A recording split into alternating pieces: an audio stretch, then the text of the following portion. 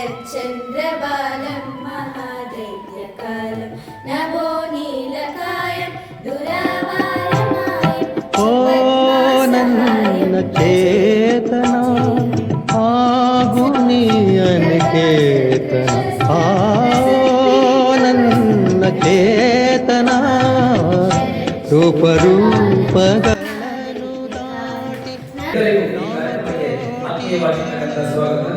ದಾಟಿ ಅನುಪ್ರಾಶ್ರಯದಲ್ಲಿ ನಾಡಕವಿ ಕುವೆಂಪುರವರ 122ನೇ ಜನ್ಮದಿನವನ್ನು 29ರಂದು ಇದೇ ತಿಂಗಳ 29ರಂದು ಆಚರಿಸುತ್ತಿರುವಂತಹ ಒಂದು ಹಿನ್ನೆಲೆಯಲ್ಲಿ ಈ ಕಾರ್ಯಕ್ರಮದ ಪ್ರಯುಕ್ತ ಕುವೆಂಪು ರಚಿಸಿದಂತಹ ನಾಡಗೀತೆಸರವರು ಈ ಒಂದು ಸಾಂಕೇತಿಕ ಕಾರ್ಯಕ್ರಮದ ಅಧ್ಯಕ್ಷತೆಯನ್ನು ವಹಿಸಿದ್ದಾರೆ.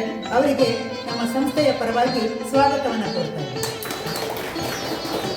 ಅದೇ ರೀತಿಯಾಗಿ ನಮ್ಮ ಸಂಸ್ಥೆಯ ಖಜಾಂಚಿಗಳಾದ ಶ್ರೀಯುತ ಲೋಕೇಶ್ ಅವರು ಕೂಡ ಅವರಿಗೂ ಕೂಡ ಸ್ವಾಗತವನ್ನು ಕೊಡ್ತಾ ಇದ್ದೀವಿ. ಹಾಗೆ ಈ ಕಾರ್ಯಕ್ರಮದ ಯಶಸ್ಸಿಗೆ ಶ್ರಮಿಸಿದ ಎಜುಕೇಶನ್ ಕೋಆರ್ಡಿನೇಟರ್ ಆದಂಥ ಶ್ರೀಮತಿ ತೃಪ್ತಿ ಅಮರ್ ಅವರನ್ನು ಕೂಡ ನಮ್ಮ ನಿಮ್ಮೆಲ್ಲರ ಪರವಾಗಿ ಸ್ವಾಗತಿಸ್ತಾ ಇದ್ದೀವಿ. ಹಾಗೆ ಈ ಕಾರ್ಯಕ್ರಮಕ್ಕೆ ಈ ರಸಪ್ರಶ್ನೆಯನ್ನ ಕಾರ್ಯಕ್ರಮವನ್ನು ನೆರವೇರಿಸಿಕೊಡ್ಲಿಕ್ಕೆ ಆಗಮಿಸಿರುವಂತ ರೋಟಾರಿಯನ್ ವಿಜ್ಞಾನಂದ್ ಸರ್, ಇವರು ನಮ್ಮ ಸಂಸ್ಥೆಯ ಪಾಲಕ ಪೋಷಕರಲ್ಲಿ ಒಬ್ಬರು. ಅವರ ಮಗಳು ಕೂಡ ನಮ್ಮ ಶಾಲೆಯಲ್ಲಿ ವಿದ್ಯಾಭ್ಯಾಸವನ್ನು ಮುಗಿಸಿ ಈಗ ಉತ್ತಮ ಒಂದು ಹುದ್ದೆಯಲ್ಲಿ ಇದ್ದಾಳೆ ಅನ್ನೋದನ್ನು ಸಂತೋಷದಿಂದ ಹೇಳ್ತಾ ಅವರು ಈ ಕಾರ್ಯಕ್ರಮವನ್ನು ನಡೆಸಿಕೊಡ್ತಾರೆ. ಥಾಮಸರ್ ಅವರು ಹೇಳಿದರು, ಯಾಕಂದರೆ ನಮ್ಮ ಶಾಲೆಯ ಮಕ್ಕಳು ಕೂಡ ಭಾಗವಹಿಸ್ತಾ ಇರೋದ್ರಿಂದ ಮಕ್ಕಳಲ್ಲಿ ಯಾವುದೇ ರೀತಿಯ ಒಂದು ಭಾವನೆಗಳು ಬರುವಂಥದ್ದು ಬೇಡ. ಈ ಒಂದು ರಸಪ್ರಶ್ನೆ ಕಾರ್ಯಕ್ರಮ ಟ್ರಾನ್ಸ್ಪರೆಂಟ್ ಆಗಿ ಆಗಬೇಕು ಅನ್ನುವಂಥ ನಿಟ್ಟಿನಲ್ಲಿ ಒಂದು ಈ ಕಾರ್ಯಕ್ರಮವನ್ನು ನಡೆಸಿಕೊಡ್ಬೇಕು ಅಂತ ವಿಜ್ಞಾನಂದ್ ಸರ್ ಅವರನ್ನು ಕೇಳಿಕೊಂಡಾಗ ಅವರು ಸಂತೋಷದಿಂದ ಒಪ್ಪಿ ಈ ಒಂದು ಕೊನೆಗೆನೆಂದು ಮುಟ್ಟದಿರು ಓ ನಂತವಾಗಿರು ಓ ನನ್ನ ಚೇತನ ಆಗು ನಿಯನಿಕೇತನ ಆ ನನ್ನ ಚೇತನ. ರಾಷ್ಟ್ರಕವಿ ಆಗಮಿಸಿರ್ತಕ್ಕಂಥ ಸರ್ವರಿಗೂ ಮತ್ತೊಮ್ಮೆ ಸ್ವಾಗತವನ್ನು ಕೋರ್ತಾ ಈ ಕಾರ್ಯಕ್ರಮವನ್ನು ಉದ್ಘಾಟನೆ ಮಾಡಬೇಕು. ಅನಂತ ತಾನಂತವಾಗಿ ಆಗುತ್ತಿಹನೆ ನಿತ್ಯ ಯೋಗಿ. ಅನಂತ ತಾನಂತವಾಗಿ ಆಗುತ್ತಿಹನೆ ನಿತ್ಯ ಯೋಗಿ. ಅನಂತ ನೀ ಅನಂತವಾಗು ಅನಂತ ನೀ ಅನಂತವಾಗು ಆಗು ಆಗು ಆಗು ಆಗು ನನ್ನ ಚೇತನ ಆಗು ನಿಯನಿಕೇತನ.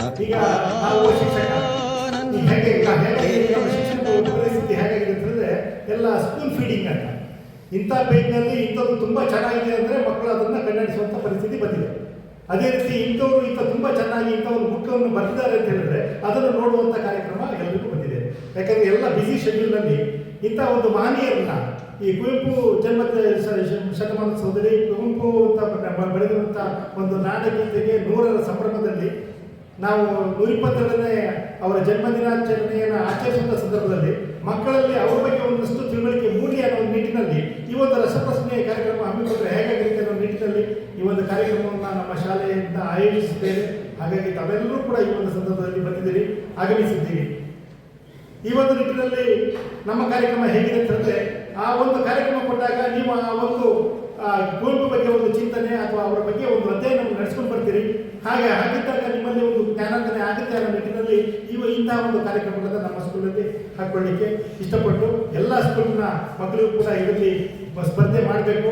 ಮಾಡಿದಂಥವರಿಗೆ ನಮ್ಮ ಉಪಾಧ್ಯಕ್ಷರಾದಂತಹ ಅಂಶುಮಂತ್ ಅವರು ಅನಿವಾರ್ಯ ಕಾರಣದಿಂದ ಬರ್ತಾ ಇದ್ದಾರೆ, ಸ್ವಲ್ಪ ಲೇಟ್ ಆಗುತ್ತೆ, ನೀವು ಕಾರ್ಯಕ್ರಮ ಶುರು ಮಾಡಿ ಅಂತ ಹೇಳಿದರು. ಅವರು ಒಂದು ಬಹುಮಾನವನ್ನು ಘೋಷಿಸಿದ್ರು ಕೂಡ. ಅದೇ ರೀತಿ ನಮ್ಮ ರೋಟರಿಯನ್ ಕಡಿಮೆ ವಿನಯರು ಕೂಡ ನಾನು ಗೆದ್ದಂತಹ 3 3 ಶಾಲೆಗಳಿಗೆ ನಾನು ಫೋಟೋಗಳನ್ನು ಕೊಡುವುದರ ಮೂಲಕ ನಾನು ಕೂಡ ಅದರಲ್ಲಿ ಭಾಗವಹಿಸ್ತೀನಿ ಅನ್ನೋ ನಿಟ್ಟಿನಲ್ಲಿ ಅವರು ಹೇಳಿದರು. ಯಾಕೆಂತಂದರೆ ಇಂಥ ಒಂದು ಕಾರ್ಯಕ್ರಮವನ್ನು ಮಾಡಿದಾಗ ಕುವೆಂಪು ಬಗ್ಗೆ ನೀವು ತಿಳುವಳಿಕೆ ಮೂಡುವಂಥ ಒಂದು ಸಮಯ ನೀವು ಕಲ್ಪಿಸ್ಕೊಳ್ತೀರಿ ಓದುವ ಈ ಒಂದು ಸಮಯದಲ್ಲೂ ಕೂಡ ಅಂತ ಹೇಳ್ತಾ ಅವ್ರ ಬಗ್ಗೆ ನಮ್ಮ ಏನು ಮಹನೀಯರಿದ್ದಾರೆ ಅವ್ರ ಮಹನೀಯರನ್ನೆಲ್ಲ ನಾವು ತಿಳ್ಕೊಳ್ತಾನೆ ಇದ್ದರೆ ಅವರಲ್ಲೇ ಮಾಯ ಆಗ್ತಾ ಹೋಗ್ತಾರೆ ಅನ್ನೋ ನಿಟ್ಟಿನಲ್ಲಿ ಇಂಥ ಒಂದು ಕಾರ್ಯಕ್ರಮವನ್ನು ಆಯೋಜಿಸಿಕೊಂಡಿದ್ದೀವಿ. ಈ ಬಂದಂತಹ ತಮ್ಮೆಲ್ಲರೂ ಕೂಡ ತುಂಬ ಹೃದಯದ ಸ್ವಾಗತವನ್ನು ನಾನು ಮತ್ತೊಮ್ಮೆ ಕೇಳ್ತಾ ನನ್ನ 2 ಮಾತನ್ನು ಮುಗಿಸುತ್ತಿದ್ದೇನೆ. ಜೈ ಹಿಂದ್.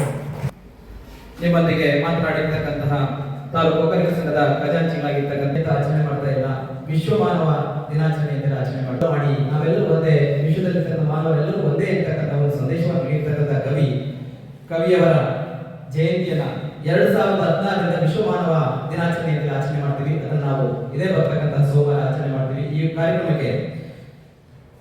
ಕಾರ್ಯಕ್ರಮದ ಮುಖ್ಯ ಭಾಗವಾಗಿರ್ತಕ್ಕಂಥ ರಸಪ್ರಶ್ನೆ, ಈ ರಸಪ್ರಶ್ನೆ ಕಾರ್ಯಕ್ರಮವನ್ನ ಯಾವ ರೀತಿ ಹಮ್ಮಿಕೊಂಡಿದ್ದೀವಿ, ಅದರ ಉದ್ದೇಶಗಳೇನು, ಅದರ ಹಂತಗಳೇನು ಎಂತಕ್ಕಂಥ ಬಗ್ಗೆ ಈ ದಿನ ಸಂಪನ್ಮೂಲ ವ್ಯಕ್ತಿಯಾಗಿ ಆಗಮಿಸಿರ್ತಕ್ಕಂಥ ಶ್ರೀಯುತ ವಿದ್ಯಾನಂದ ಅವರು ಸಂಪೂರ್ಣವಾಗಿ ಮಾಹಿತಿ ನಿಮಗೆ ನೀಡಬೇಕು. ಹಾಗಾಗಿ ಅವರನ್ನ ವೇದಿಕೆಗೆ ವಿನಂತಿಸಿಕೊಳ್ತೇವೆ. ಚಿಕ್ಕ ತಾಲೂಕಿನಲ್ಲಿ ಕಡಿಮೆ ಜನಸಂಖ್ಯೆ ಇರುವಂತಹ ಈ ಸ್ಥಳದಲ್ಲಿ ಇಷ್ಟು ದೊಡ್ಡ ಸಂಸ್ಥೆಯನ್ನು ಸ್ಥಾಪನೆ ಮಾಡಲಿಕ್ಕೆ ಸಾಧ್ಯ ಅಂತ ಅಂದ್ಕೊಂಡು ಈ ಸಂಸ್ಥೆಯ ಹುಟ್ಟಿಗೆ ಕಾರಣವಾಗಿರ್ತಕ್ಕಂತಹ ಪ್ರಾತಸ್ಮರಣೀಯ ಮಡಗೂರು HD ರಾಜೇಂದ್ರ ಅವರಿಗೆ ನನ್ನ ನಮನಗಳನ್ನು ಸಲ್ಲಿಸ್ತಾ ವೇದಿಕೆಯಲ್ಲಿ ಆಸಕ್ತರಾಗಿರ್ತಕ್ಕಂತಹ ತಾಲೂಕು ಒಕ್ಕಲಿಗರ ಸಂಘದ ಅಧ್ಯಕ್ಷರಾಗಿರ್ತಕ್ಕಂಥ ಎಲ್ಲ ಸತೀಶ್ ಸರ್ ಅವರೇ, ಖಜಾಂಚಿಯಾಗಿರ್ತಕ್ಕಂತಹ ನನ್ನ ಸನ್ಮಿತ್ರರಾಗಿರ್ತಕ್ಕಂತಹ ಲೋಕೇಶ್ ಅವರೇ, ಹಾಗೆ ಈ ಶಾಲೆಯ ಪ್ರಾಂಶುಪಾಲೆ ಜೊತೆಗೆ ನನ್ನ ಮಗಳ ವಿದ್ಯಾರ್ಜನೆ ಇವತ್ತು ನನ್ನ ಮಗಳು ಹೇಳಿದರು ಒಳ್ಳೆಯ ಸ್ಥಾನದಲ್ಲಿದ್ದಾನೆ ಅಂತ ಹೇಳಿ, ಅದಕ್ಕೆ ಕಾರಣಕರ್ತರಲ್ಲಿ ಅವರು ಕೂಡ ಒಬ್ಬರು. ಈ ಕಾಲೇಜಿನ ಪ್ರಾಂಶುಪಾಲರಾಗಿರ್ತಕ್ಕಂತಹ ಶ್ರೀಮತಿ ಪದ್ಮಾ ರಮೇಶ್ ಅವರೇ, ಹಾಗೆ ಈ ಶಾಲೆಯ ಶಿಕ್ಷಣ ಸಂಯೋಜಕಿಯಾಗಿರ್ತಕ್ಕಂತಹ ಶ್ರೀಮತಿ ಕೃತಿ ಅವರೇ, ಹಾಗೆ ನನ್ನ ಆತ್ಮೀಯ ಸನ್ಮಿತ್ರರು 2-3 ಸಂಸ್ಥೆಗಳ ಜೊತೆಯಾಗಿ ನಾವು ಕೆಲಸ ಮಾಡ್ತಾ ಇದ್ದೀವಿ. ಹಾಗೆ ನನ್ನ ಮಗಳು ಅವರ ಮಗಳು ಇಲ್ಲಿ ಒಟ್ಟಿಗೆ ಒಂದೇ ತರಗತಿಯಲ್ಲಿ ಓದಿದ್ದು. ಈ ಸಂಸ್ಥೆಯ ಸಹಕಾರ್ಯದರ್ಶಿಗಳಾಗಿರ್ತಕ್ಕಂತಹ PK ಬಸವರಾಜ್ ಸರ್ ಅವರೇ, ಹಾಗೆ ನನ್ನ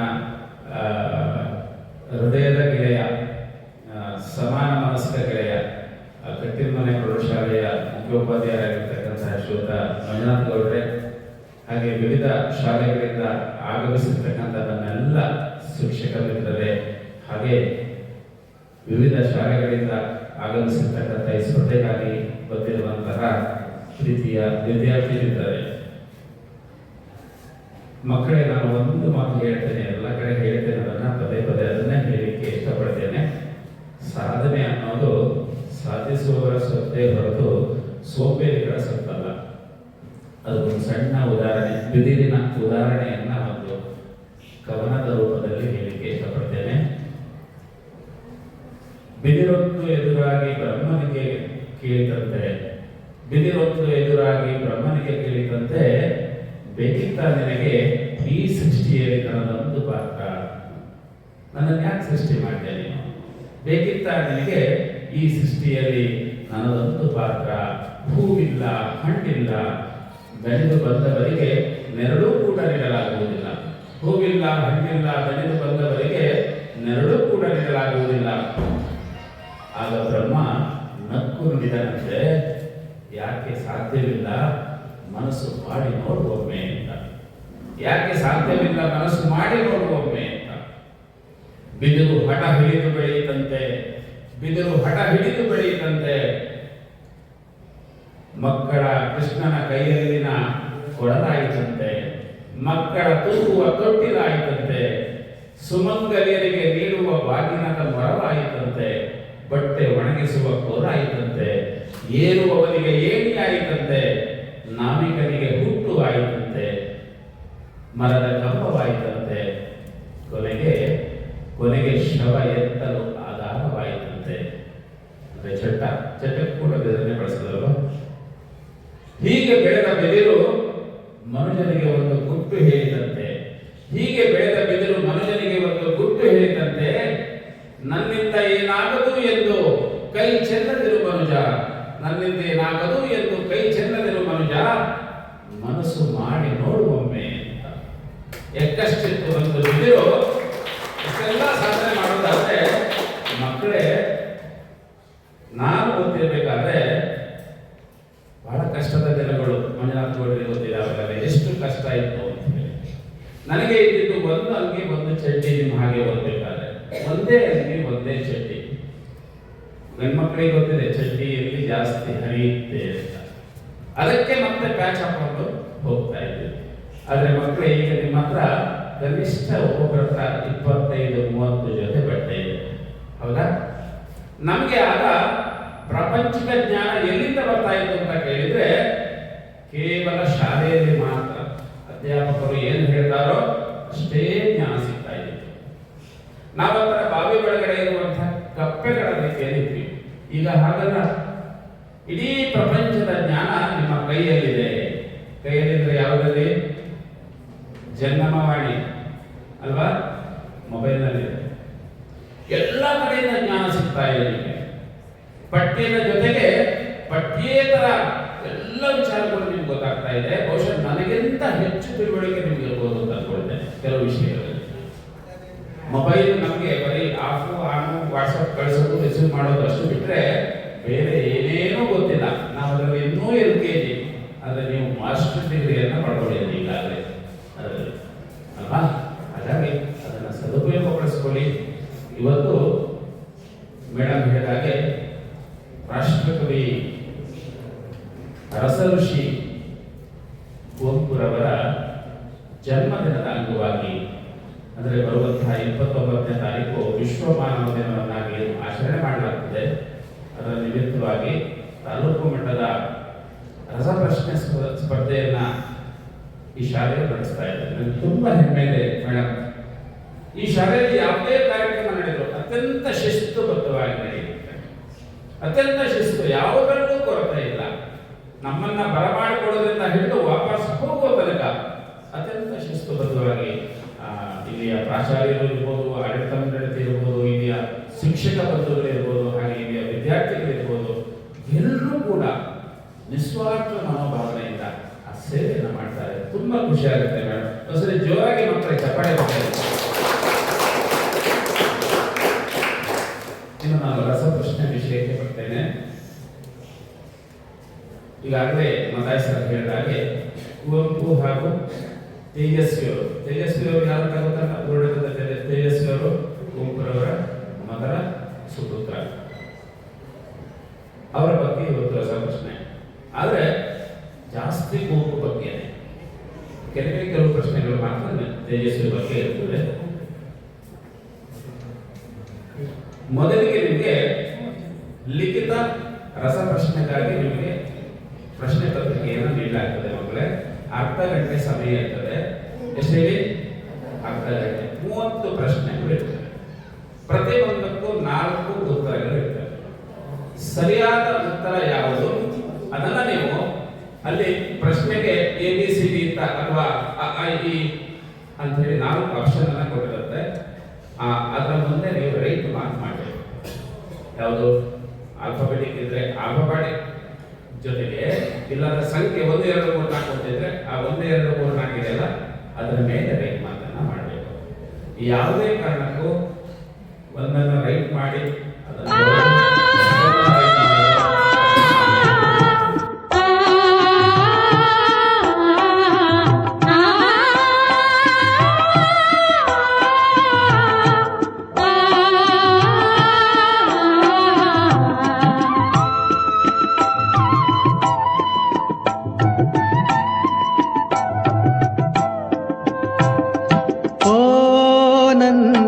ಚೇತನ ಹಾಗೂ ನೀ ಅನಿಕೇತನ,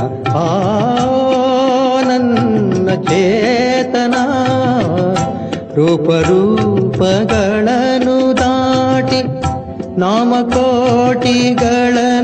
ಮೀಟಿ ಎದೆಯ ಬಿರಿಯ ಭಾವ ಭಾವದೀಂಟಿ ಎದೆಯ ಬಿರಿಯ ಭಾವದೀಂಟಿ ಓ ನನ್ನ ಚೇತನ ಆಗು ನಿಯನಿಕೇತನ ಆ ನನ್ನ ಚೇತನ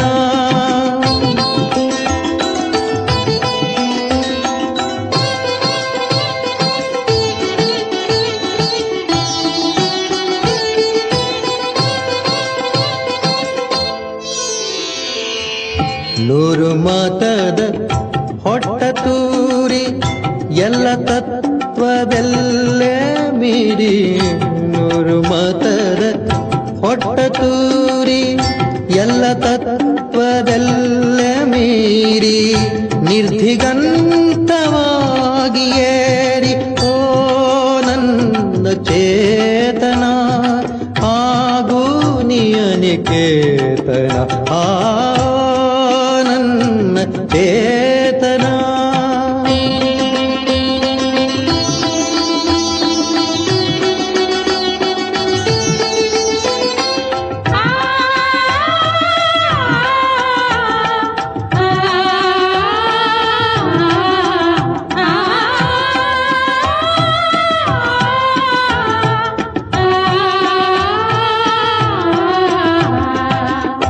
ಎಲ್ಲಿಯೂ ನಿಲ್ಲದಿರು ಮನೆಯನೆಂದು ಕಟ್ಟದಿರು ಕೊನೆಯನೆಂದು ಮುಟ್ಟದಿರು ಕೊನೆಯನೆಂದು ಮುಟ್ಟದಿರು ಓ ಅನಂತವಾಗಿರು ಓ ನನ್ನ ಚೇತನ ಆಗು ನಿಯನಿಕೇತನ ಆ ನನ್ನ ಚೇತನ